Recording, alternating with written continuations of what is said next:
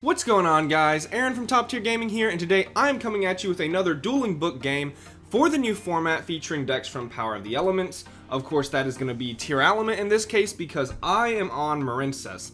And sort of the goal of going into this game it was a couple of days ago when I played this, and I wanted to see if Marincess could keep up. So I've been testing Marincess a little bit going forward along with all the other new decks.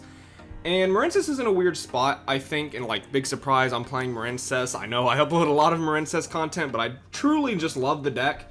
I absolutely love playing it, and I want to see if it can compete next format, because there's a lot of, sort of naysayers about the deck going forward, but I think it could compete, and I want to sort of, display that in this game. So we have me on Marincess and our opponent who is at 801 rating, but we have to play an unrated, so it's not the rating's not a huge deal. And they're on Tearlaments. So yeah, before we hop into this game, I do want to let you guys know, Discord link down below, if you want to check out the channel more closely. We also have all of our other social media links down there, and I'm trying to hit 10,000 subscribers by the end of the year. So if you do like this content, feel free to like and subscribe. It really helps me out in what I do here on the channel. But without further ado, let's get into this dueling book game. Starting off with the rock, paper, scissors, we see rock into paper into me choosing rock for the L, but rock for life. So our opponent does win rock, paper, scissors. Also, this weekend is actually sneak peek, which is super exciting. I have 2 case tournaments I'm going to, one on Saturday and one on Sunday. So stay tuned for that content because that's going to be super fun. It will be sort of vlog style. Checking out the case tournament and all the fun things that come with that, brand new set. It's going to be a good time, so I do want to let you guys know that is coming up.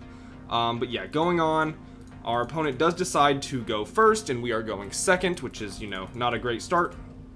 Opening hands, I have Imperm, Droplet, Signet Crosswipe, Blue Tang, and Crow. So we open 1 card starter with 4 flex spots. I remember I was testing Crosswipe at this point. I don't know if I really like it over Cosmic still. And I'll sort of explain that when it comes up.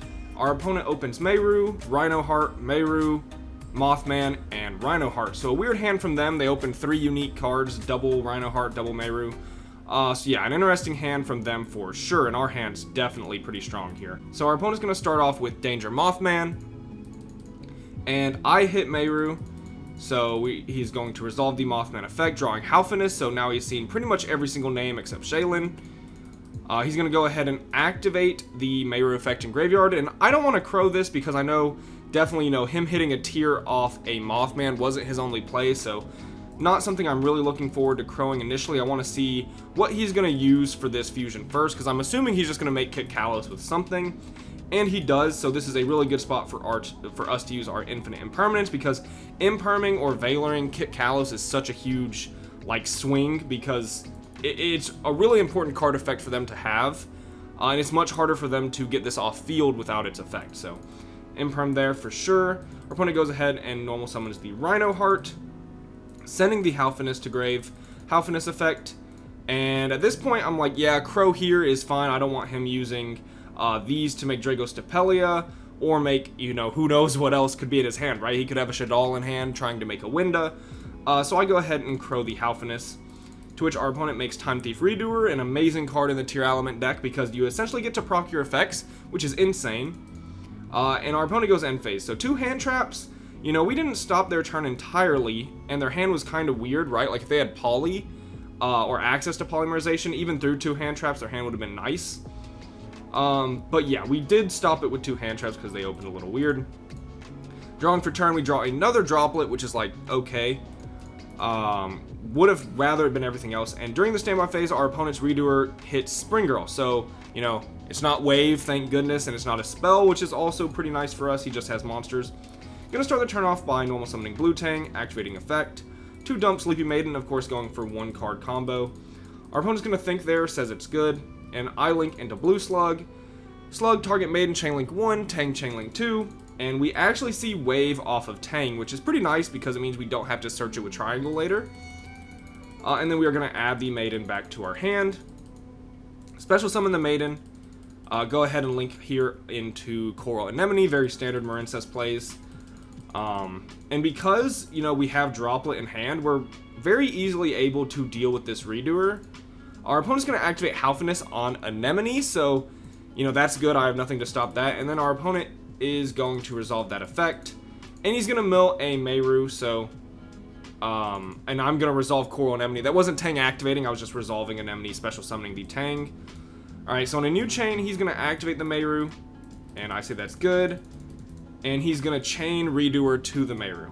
And at this point, I am going to use Forbidden Droplet because I don't want too many things going off all at once. So I go Droplet, hit the Redoer.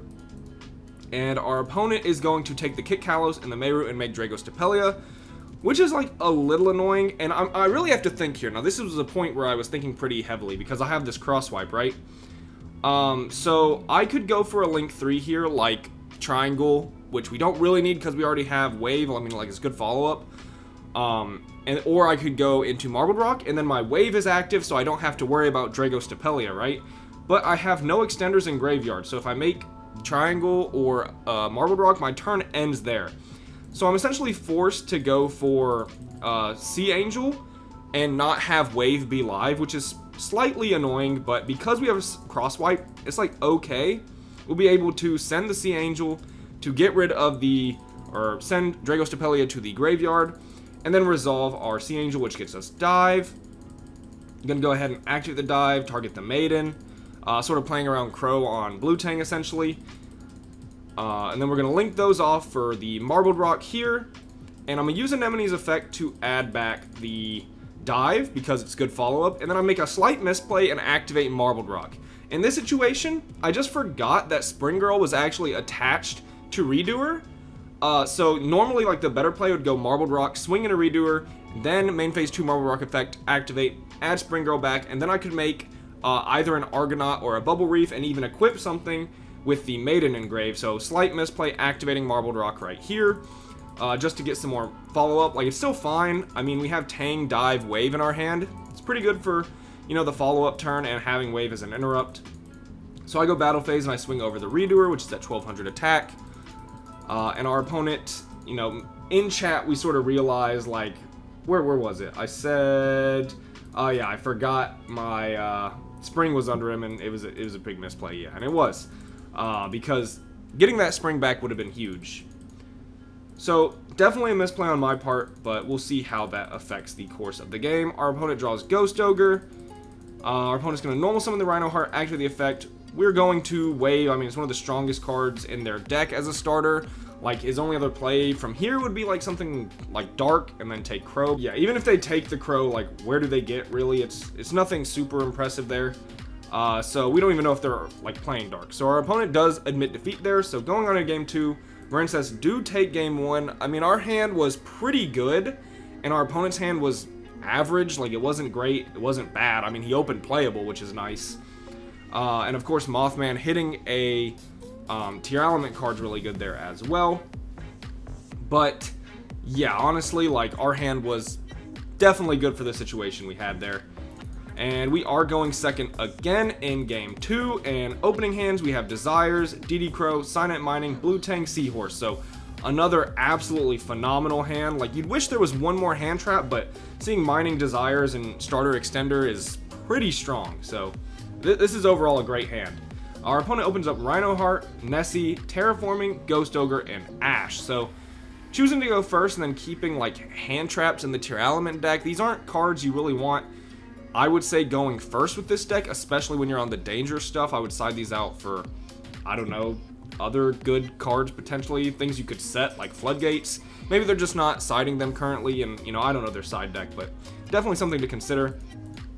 Our opponent's going to start their turn going for Terraforming to get the, you know, the Ruined Realm, the Tearalament field spell.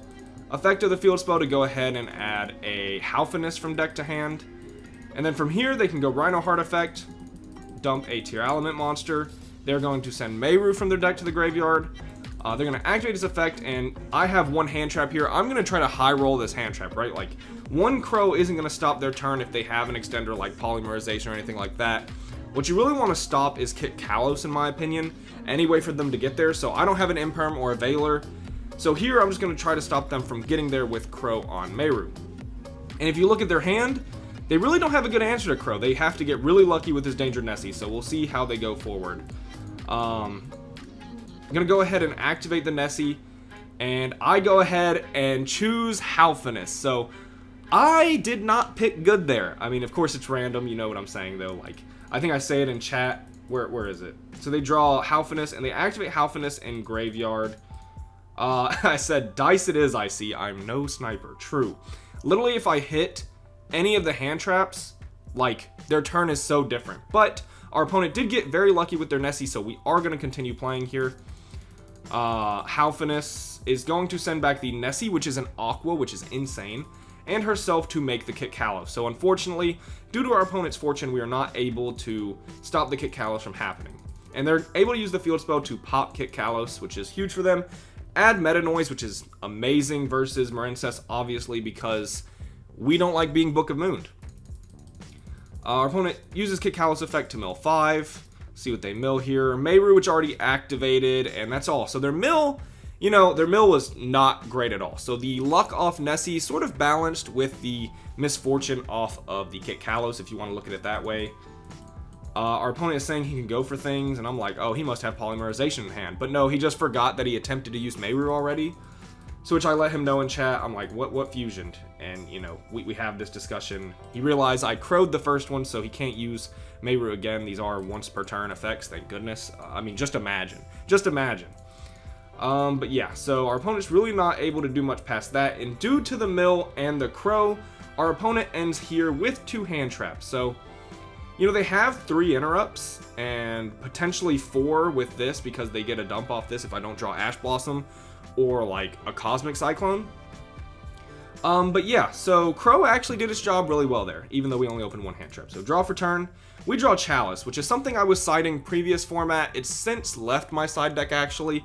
I'm no longer playing this, but in this version of the deck, I was, and Chalice is still a really good spot negate. And with Winda in the format, this is why Chalice was in here, is essentially just in case our opponent makes Winda, so that's really nice. Start the turn off with Desires. I'm trying to bait an Ash Blossom, so we'll see if our opponent decides to Ash, which he does. We banish the Battle Ocean, which stinks, but it's not as bad as banishing some things. Essentially, we have both dives in deck, which is still very good. No more blue tangs in deck, but honestly, that mill didn't matter much. And I know he has Meta Noise, so I'm going to have to play around that, and I play around that by normal summoning the Seahorse instead of blue tang, which will come up in a bit, because I'm assuming our opponent is going to Meta Noise, and I'm like, that's fine. They're going to dump Shaylin, and book my monster, and then he says he didn't want to dump Shaylin. He has something here where, wait, wrong monster, they look the same. He wants to dump Halfinus. I'm not sure why he wants to dump Halfinus instead of the Shaylin. I'm not sure, like, what the reasoning is there. Maybe that's just some Tearalament strat I don't know about. But he's going to use the Halfinus effect engrave, send back Halfinus and the Kit Kalos to probably make a Dragos Tapelia, which he does. And yeah, from here, I go Signet Mining, discard the blue tang, which is why I didn't do it with Seahorses. I actually want the blue tang in Graveyard, because there are ways that once it's banished, I can do other things with it as well. Bubble Reef is the word I'm looking for. So we're going to banish the blue tang, special summon the Spring Girl. Spring Girl link off into Sea Angel. Sea Angel 1, Spring Girl 2, which I should have said that all in chat. I declared Sea Angel, which was an oopsie. But yeah, Spring 2. Our opponent's going to Dragos Tapelia. We have Chalice here. So, going to go ahead and add the Marincess Dive. Activate Marincess Dive. Special summon back the Spring Girl. Link these off into Coral Anemone. And then into Splash Mage. And that's what I was trying to do, right? So, from here, the play is Splash Mage into Spring Girl. Link these 2 off into Coral Anemone. And from here, the play would have been Anemone, bring back Splash Mage, make Bubble Reef, Anemone affecting Graveyard, add back Spring Girl, discard Spring Girl for Bubble Reef, bring back Blue Tang, and then I can Blue Tang effect to dump Sleepy Maiden, and then Sleepy Maiden can banish itself to equip one to what am I trying to say here? The Bubble Reef, and then she's actually bigger than Dragos Tapelia, which is huge, and then I have a Blue Tang that can also, you know, be linked off for... why are these names so hard right now? For Slug, add back Spring Girl, and then get a Search. So my turn was looking really nice. But Anemone is met with a Ghost Ogre, and that's going to spell the end of that game. Definitely can't deal with what they have currently. I mean, I guess an option was, like, actually seeing if they had plays, because they don't really have many plays there. But yeah, I go ahead and scoop it up. I, Ghost Ogre really caught me by surprise, but I am going first game 3, which is pretty nice. I want to talk about game 2 a little bit more. I think I played that as well as I really could, except for maybe scooping early. Like, I don't think we played that wrong in any sense. Like, going second's already tough, and we used our hand trap, I think, as well as it could have been in that situation. We played sort of the turn right as well, but our opponent getting the really good Nessie to keep playing and our opponent having 2 hand traps really spelled our demise there. So while we played it well, we just really couldn't beat the board, which is part of this testing. Part of the reason I'm testing this is to see if I open well and I can play, can I beat these new decks going second? Because going first, the Marincess board going first is pretty great. Like, it's 3 interrupts off engine and then whatever else you have, and it can play through hand traps, right? So going first isn't really a big deal. It's can the engine beat decks going second? And I think we really could have there with maybe 1 more hand trap, or our opponent getting less lucky off the Nessie, or maybe not scooping, who knows what would have happened, or our opponent having 1 less hand trap. A lot of different things, right? But that's really what this testing is for. So game 3, opening hands, we have Signet Mining, Reborn, Shadow Imprisoning, Desires, Droplet. This hand is also phenomenal. The only issue with it is I'm going to have to Desires first. Again, I want Signet to resolve more than Desires, so Desires will be Ash Bait in this case, excuse me. And yeah, other than that, this hand's great. And then our opponent opens Imperm, Nib, which, you know, pretty good side deck choice. This is my Kryptonite, so we're seeing it here. Terraforming, Rhinoheart, Halfiness. So they open 3 hand traps. Their hand's insane, actually. However, you know, Shadow Imprisoning, they didn't open it out to this, and this card looks insane next format. So really excited to see how this plays out next format, depending on, you know, how much Brave is still in the room and things like that. This could be a really insane card. Versus this deck, it's just blowout. Starting the turn, we have Desires, and we're going to go ahead and banish 10. And our opponent does not have Ash, so we will draw 2 cards. So we draw Crow and Pascalis, so at the very least we're going to be able to play, which is huge. And we banished 1 dive, the Sleepy Maiden, which kind of stinks, but that's not like a huge deal. Yeah, the banish just didn't matter at all. So good banish, and we draw pretty good. Crow is phenomenal, Pascalis is a play, bare minimum. We discard the Droplet for Signet Mining to add Blue Tang, and we're going to go ahead and go for the strong play, which is normal summoning Pascalis to get Blue Tang. Like, I know if Pascalis gets impermed here, it's kind of annoying, but a lot of people won't hit the Pascalis, and if they do, we still have full combo, so it's fine. Special out the Blue Tang effect. Gonna go ahead and send probably a Spring Girl here because Maiden is banished. Link off into Sea Angel, Chainlink 1, Chainlink 2. Our opponent says that's fine, so definitely saving Nib Imperm on their part. Like, if you're not gonna hand trap this, you're probably saving this for the end of my turn. We reveal Goes in Match, Wave, and Pascalis. So seeing Wave game 1 and 3 off Blue Tang is very nice. Go ahead and shuffle back. Add the Marincess Dive. Go ahead and link those 2 off for Coral Anemone. Anemone effect to special summon back the Tang. And then we are going to special Tang, and then probably Marincess Dive here. For the Pascalis, trying to make Bahamut Shark to force Nibiru before we use Reborn. So we're going to special summon the Spring Girl, make Bahamut Shark. Our opponent is... oh, he's wondering if 1 play was better, but I needed Spring Engrave for exactly what you guys are going to see. Link off, or Exceed summon into Bahamut Shark. We do get Nibiru, which is fine. Anemone effect. Add back the Spring Girl, which is exactly why we sent her to Graveyard, is to play through Nib in this situation. Monster Reborn the Coral Anemone. And then banish a Marincess monster for Spring Girl. Spring Girl is going to go banish the Sea Angel, and then we're going to link off the Nibiru token and the Spring Girl for Area, which is one of the reasons we play this in the extra deck, is for, like, Nibiru. And then we're going to link both of those off for the Great Bubble Reef. And we didn't use Spring Girl's effect this turn, I don't believe. Did we use Spring Girl's effect? I don't think we did. We could have used Spring Girl effect to mill 1 there, but we just chose not to. Make the Bubble Reef, set the Shadow Imprisoning, and now we have Bubble Reef for a Heat Soul draw and get big, and then Marincess Wave to make it unaffected means it getting big actually is relevant. Then we have Crow, Wave, and Shadow Imprisoning. So it's like 3 interrupts with a Heat Soul draw, which is just so much follow-up. So our turn's looking really good. We also have Pascalis Engrave, which can add back Dive. So our hand's looking great, but our opponent did open up super strong. So we're going to go ahead and use Bubble Reef, to which our opponent is going to Halfiness effect. Fair enough. They're going to go ahead and mill a Rhino Heart. I'm going to banish the area to draw a second copy of Crow, so Heat Soul draw coming in clutch, and our opponent's going to activate Rhino Heart. I choose to Crow with the one I didn't just draw. I don't want them to know that I drew super well. I could have shuffled my hand, but then they'd be like, oh, he drew the Crow. But yeah, we banish the Rhino Heart. They're going to activate the Terraforming, get the field spell, activate field spell, and I say that's fine. They're going to go ahead and add probably Shaylin to hand, yes, because Shaylin is super good here. Shaylin effect, discard the Rhino Heart to special summon and mill, or actually, wait a second.